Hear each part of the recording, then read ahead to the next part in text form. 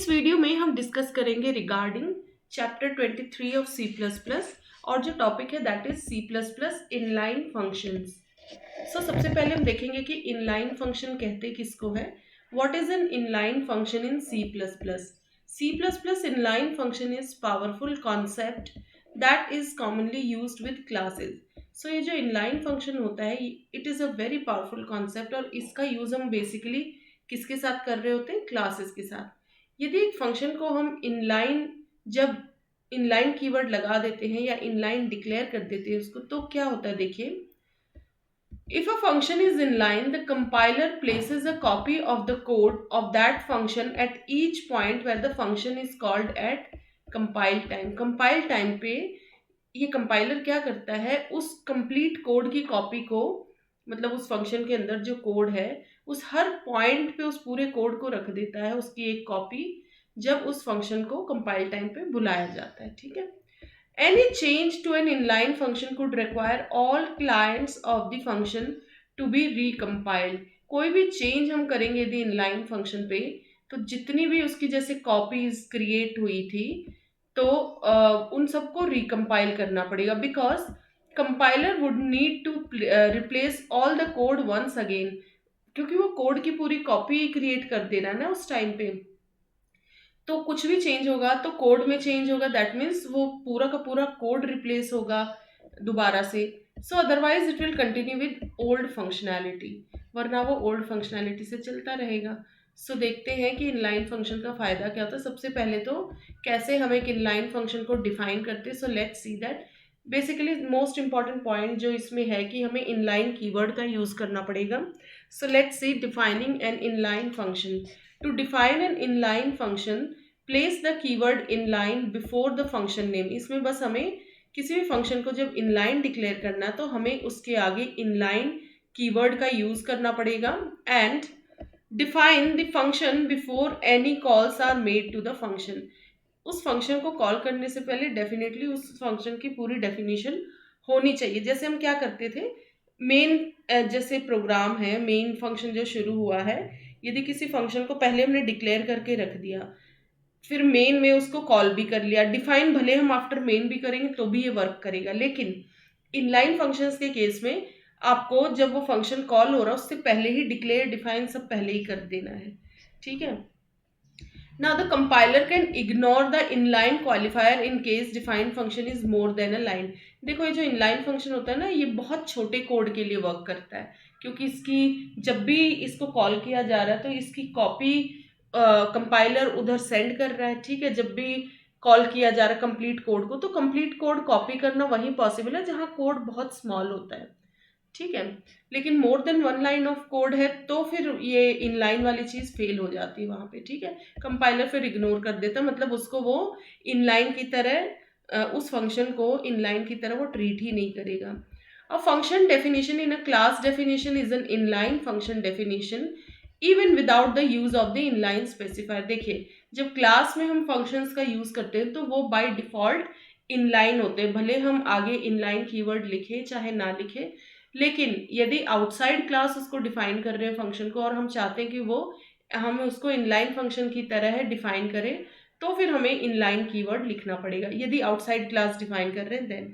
और यदि वो फंक्शन इनसाइड क्लास ही हम डिफाइन कर रहे हैं देन ऑटोमेटिकली वो इनलाइन फंक्शन, इनलाइन मतलब समझ लीजिए बाय डिफॉल्ट लग गया उसके आगे। ठीक है। और कोड स्मॉल होना चाहिए डेफिनेटली उस फंक्शन का, अदरवाइज कंपाइलर उसको इनलाइन की तरह ट्रीट ही नहीं करता है। एक एग्जाम्पल लेते हैं हम इनलाइन फंक्शन का। Following is an example which makes use of inline function to return maximum of 2 numbers. यहाँ मैक्सिमम ऑफ 2 नंबर्स रिटर्न होगा क्योंकि बहुत छोटा कोड है, तो इसको हम इनलाइन की तरह ट्रीट कर सकते हैं इस फंक्शन को। तो hash include IO stream using name space STD, फिर ये मैक्स नाम का फंक्शन है और ये कैसा रिटर्न टाइप कर रहा है, इंट, और इसमें हमने 2 वेरिएबल्स क्या पास किए, int x and int y. फिर हम क्या करेंगे, रिटर्न, क्या रिटर्न होगा, ये देखिए ये आपका टर्नरी ऑपरेटर का यूज हुआ है फॉर लूप का, मतलब फॉर लूप नहीं, इफ एल्स। यदि ये कंडीशन ट्रू है तो ये एक्स डिस्प्ले होगा, एल्स ये होगा। तो इफ के लिए ये क्वेश्चन मार्क है, एल्स के लिए ये जो डबल डॉट्स मतलब कॉलोन का जो सिंबल है दैट इज एल्स। तो x greater than y check किया जाएगा, यदि x ग्रेटर देन y है तो ये x डिस्प्ले हो जाएगा, एल्स अदरवाइज y। यदि ये कंडीशन ट्रू है तो ये पहले वाला डिस्प्ले हो जाएगा, कंडीशन फॉल्स है तो ये सेकंड वाला। ठीक है। सो अब main function for the program हम लेंगे, इंट मेन हमने लिया, फिर सी आउट मैक्सिमम ऑफ 20 और 10। तो ये तो पूरा का पूरा आउटपुट आएगा क्योंकि ये हमने डबल कोट्स में लिया। फिर फंक्शन को हमने कॉल किया, पैरामीटर्स मतलब आर्ग्यूमेंट्स क्या क्या पास किए, 20 और 10। ये 20 किसको असाइन होगा, इस वाले पैरामीटर को, x को। x की वैल्यू हो गई 20 और y की वैल्यू क्या हो गई 10। अब कंपेयर कीजिए, क्या x है 20 y 10, तो क्या 20 ग्रेटर देन 10 है? नहीं है। Yes it is true, 20 greater than 10 है, तो यदि ट्रू है तो x होगा, मतलब 20 आ जाएगा मैक्सिमम। और दूसरे केस में देखते हैं, फिर मैक्स ऑफ 0 200, तो पहला x 0 ले लिया, y हमने 200। अब कंडीशन चेक कीजिए, क्या 0 200 से बड़ा है? नहीं है, तो नहीं है मतलब कंडीशन फॉल्स हो गई। ट्रू होती तो x होता, फॉल्स है तो y मतलब अब इसका आंसर क्या होगा, y मतलब सेकंड वाली वैल्यू 200। तो इसका मैक्सिमम वैल्यू क्या हो जाएगी 200, और इसकी वैल्यू क्या होगी, मैक्सिमम ऑफ 100 और 1010। तो x में क्या गई 100, y में क्या गई 1010। तो क्या 100 ग्रेटर है 1010 से? So answer is no. तो फॉल्स होने पर ये y वाला मतलब आप डिस्प्ले करेंगे, सो 1010 इसकी वैल्यू हो गई। तो इस मैक्सिमम वाले फंक्शन को हम इनलाइन की तरह ट्रीट करेंगे क्योंकि यहाँ पे इनलाइन वर्ड हो गया। तो पूरा का पूरा कोड उठ के जब भी कॉल होगा, ये पूरा कोड यहाँ पे कॉपी हो जा रहा है क्योंकि सिंगल लाइन ऑफ कोड है। इससे क्या होता है ना, एग्जीक्यूशन फास्टर हो जाता है। और यदि कोड मोर देन 1 लाइन है या ज़्यादा है तो फिर वो इनलाइन की तरह ट्रीट नहीं हो सकता क्योंकि एक ओवरहेड क्रिएट होता है फिर रिसोर्सेज के ऊपर बार बार उसकी कॉपीज क्रिएट करने में। ये ऐसे केस में compiler is smart enough to ignore that function as inline, वो उसको इनलाइन की तरह ट्रीट ही नहीं करेगा। नाउ सो देखिए, when the above code is compiled and executed, जब इस कोड को हम कंपाइल और एग्जीक्यूट करेंगे तो हमारे पास रिजल्ट क्या आएगा, मैक्सिमम ऑफ 20 10। इसमें डेफिनेटली एक्स वाली वैल्यू हो जाएगी, 0 200 में ये वाई वाली मतलब 200 मैक्सिमम, तो ऑटोमेटिक हमें मैक्सिमम वैल्यू रिटर्न होके मिल जाएगी। ठीक है।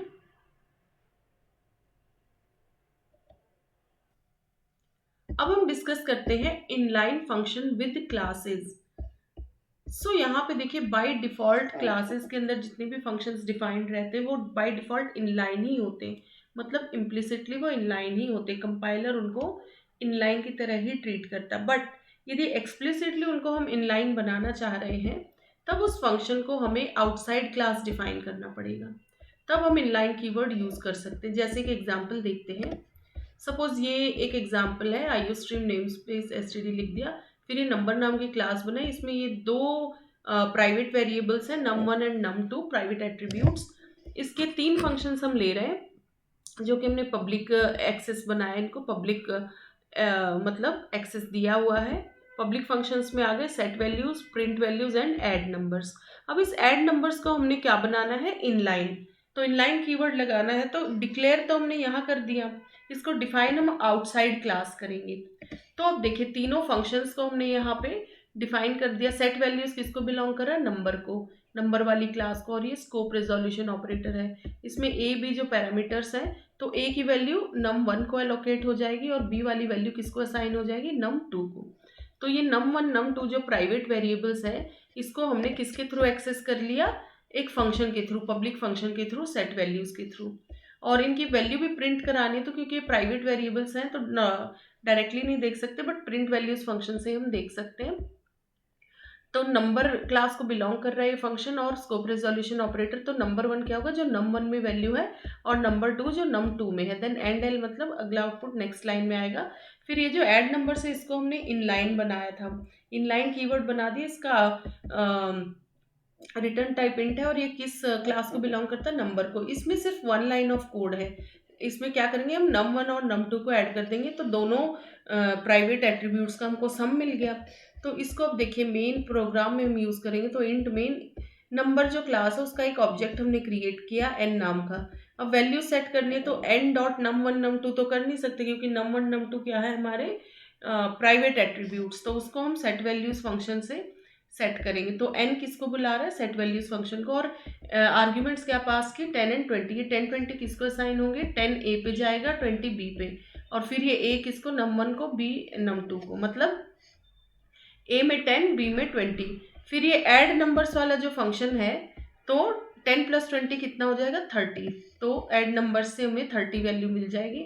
तो सेट वैल्यूज में हमने 10 20, फिर प्रिंट वैल्यूज के लिए वो num1 num2 को हमें देखिए इस तरीके से आउटपुट शो कर देगा कि नंबर 1 क्या है 10, नंबर 2 है 20। फिर add the numbers and print the result. तो जो ऐड नंबर्स वाला फंक्शन हम कॉल करेंगे, इसका काम क्या है, ये num1 प्लस num2 को की वैल्यू को ऐड करके रिटर्न करेगा। पर उसको फिर हमने क्या किया, सम नाम के एक वेरिएबल में सेव कर लिया उस रिजल्ट को, इंट सम करके। फिर सम ऑफ द नंबर्स में ये सम आ जाएगा, देन एंड एल। ठीक है, तो 10 प्लस 20 क्या हो जाएगा, 30। तो वो हमारा आउटपुट आ जाएगा। ठीक है, सो ये हो गया इनलाइन फंक्शन का यूज विद इन क्लास। तो हम जब भी उसको क्लास में यूज करेंगे, एक्सप्लिसिट इनलाइन देना चाह रहे हैं, तो उस फंक्शन को हम आउटसाइड क्लास डिफाइन करेंगे। एडवांटेजेस ऑफ इनलाइन फंक्शन में क्या होगा, the following are the advantages of using inline function. In the case of an inline function the function call overhead does not occur. बहुत सारे overheads होते हैं जो inline function की मदद से वो ओवरहेड नहीं होते, जैसे फंक्शन कॉल का ओवरहेड। फिर एक ओवरहेड होता है पुश एंड पॉप वेरिएबल्स का ऑन द स्टैक। जब फंक्शन को कॉल करते हैं तो ये push and pop variables on stack, ये भी एक ओवरहेड होता है, तो ये भी सेव हो जाता है इनलाइन फंक्शन की मदद से। Then an inline function saves the overhead of a return call from a function. एक रिटर्न कॉल से जो ओवरहेड होना है, तो इनलाइन फंक्शन की वजह से वो भी सेव हो जाता है। And when an inline function is created, the compiler may perform context specific optimization on the body of the function. This kind of optimization is not perform for normal functions. तो ये जो context specific optimization है on body of function, ये inline function के अलावा कहीं और perform नहीं होता है। Using small inline functions may be useful for embedded systems because inline can yield less code than the function call preamble and return. तो definitely inline functions less code के लिए ही यूजफुल रहता है। डिसएडवांटेजेस देख लेते हैं। तो डिसएडवांटेजेस में होगा, when we use an inline function the size of the code is increased because the compiler replaces each function call with the inline function code. तो यहाँ पे साइज ऑफ कोड इंक्रीज हो जाता है कि क्योंकि कंपाइलर क्या रिप्लेस करता है, हर टाइम जब भी फंक्शन कॉल हो रहा है तो उसकी जैसे एक कॉपी क्रिएट कर दे रहा है उस पूरे कोड की। तो एक internally size of code increase हो जाता है। और large size code takes more memory and time to compiler the code, to compile the code. तो वैसे भी कंपाइलर इग्नोर कर देता है लार्ज साइज कोड को, क्योंकि वो ज़्यादा मेमोरी और टाइम लेता है कंपाइल करने के लिए। The compilation process slows down. Sometimes क्या होता है, कंपाइलेशन प्रोसेस स्लो डाउन भी हो जाती है इनलाइन फंक्शन की मदद से, इनलाइन फंक्शन की वजह से। The compilation process slows down because the compiler evaluates and replaces the function code at the place function calls. Now in some of the cases the program's performance may slow down. कुछ cases में तो program की performance भी slow down हो जाती है। Based on the function code complexity, the compiler may ignore the inline keyword. Thus the application of the inline function is limited. कई बार तो क्या होता है, function code की complexity को देखते हुए compiler inline keyword को ही ignore कर देता है, तो एप्लीकेशन ऑफ इनलाइन फंक्शन क्या होती है, लिमिटेड। सो इस चैप्टर में इतना ही। एक बार इसका हम ओवरव्यू ले लेते हैं कि हमने इसमें पढ़ा क्या क्या। तो चैप्टर 23 ऑफ C++ में हमने देखा C++ इनलाइन फंक्शंस क्या होते हैं। So what is an inline function in C++। फिर हमने इनलाइन फंक्शन को कैसे डिफाइन करते हैं वो देखा, उसका एक प्रोग्राम देखा। देन हमने इनलाइन फंक्शन विद क्लासेस कैसे यूज करते हैं इनलाइन का वो देखा, उसका प्रोग्राम हमने देखा। And then finally advantages of inline function देखें and disadvantages of inline function. इस वीडियो में इतना ही। Thank you so much.